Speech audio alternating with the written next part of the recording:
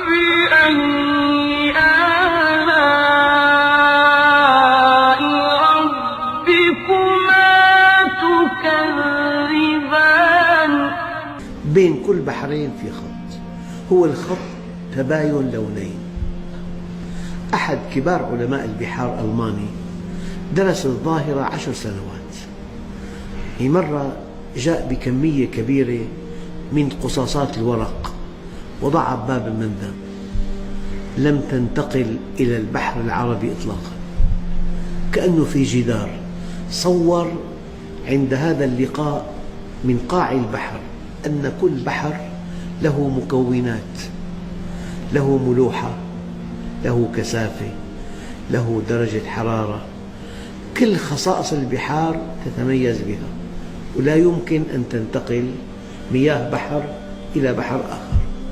وجعل بين البحرين برزخا وحجرا محجورا، كأنه في جدار بين المياه المالحة والمياه العذبة. هذه مقالة من موقع ألاسكا، موقع علمي. انظر، يقولون البحرين يلتقيان ميت. تمام.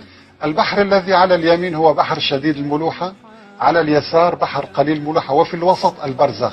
سبحان الله. والمنطقة التي التقطت فيها هذه الصورة في خليج ألاسكا.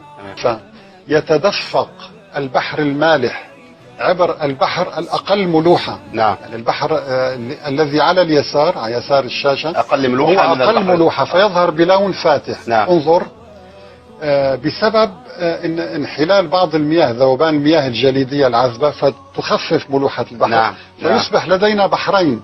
نعم. بحر أكثر ملوحة، بحر مالح، وبحر خفف من خلال نزول ولكن كلاهما مالح. نعم. سبحان الله. فهنا يستخدمون، انظر، تو اوشنز ميت يلتقيان. نعم. يستخدمون نفس الكلمة القرآنية، ويستخدمون، انظر هذه الكلمة ميت، أي نعم. يلتقيان. البحران يلتقيان، هكذا ترجمتها في اللغة العربية. وفي أسفل الصورة ماذا وضع المؤلف؟ وضع كلمة ميرجينج. نعم. كلمة ميرج معناتها مرجة، لأن المؤلف الذي وصف هذه الصورة لم يجد كلمة أفضل من كلمة ميرج في اللغة الإنجليزية. نعم. وهي مرجة التي استخدمها القرآن قبل 14 قرن. أنا الملك.